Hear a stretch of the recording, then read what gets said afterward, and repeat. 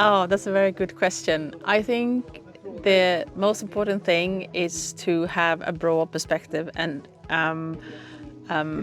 think of the young children, the women, the men, and to have try to create an equal city where everybody can have a place and feel safe, and of course to bear in mind our nature, our climate, and our green areas and forests. I think that's if you can combine that into a great place where people and animals and the nature can coexist, that would be the best.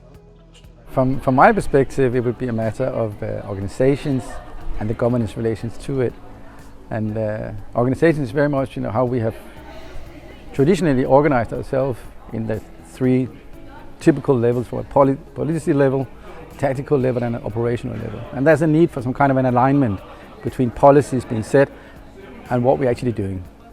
That's one side. And another thing is to have this horizontal alignment between the different sectors, right? We have tended to specialize ourselves in the different sectors, but in order to actually answer to the big societal challenges that we have, being it health or climate change, we need to cooperate across the sectors and the silos that we say. So there's a need for a vertical alignment, but also horizontal alignment.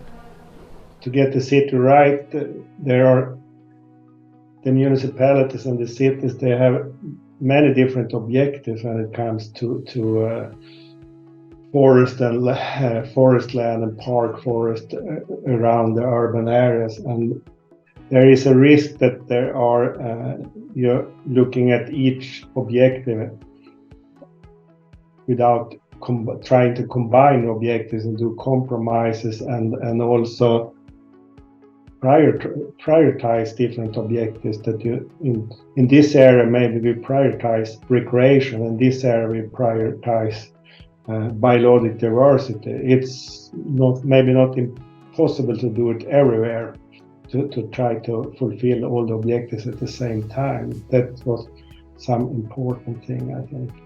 I think today really put the finger on how important collaborations are.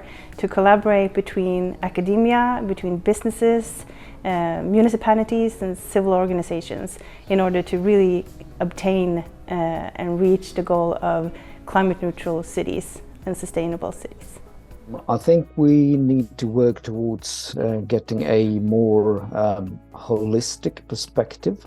So for me, working on wildlife, I think that is often not maybe included in the actual planning, and to some degree because we lack knowledge. But at least quite a lot actually, of the knowledge we do have about wildlife and wildlife ecology is, I would argue, equally relevant inside urban areas, and we could probably be better at enjoying the ecosystem services from wildlife if we took this knowledge into account, basically. We need to integrate circular bioeconomy as part of the BioCities concept. So with that, I mean that we take a long-term perspective. We look at the multifunctionality of functions. It includes green infrastructures, circular business models based on local resources, and human health and human well-being needs to be at its center.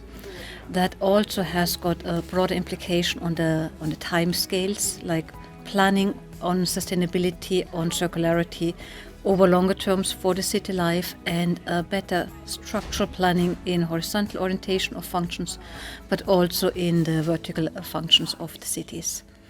Most of all, however, it will require a closer collaboration between all sectors and all actors.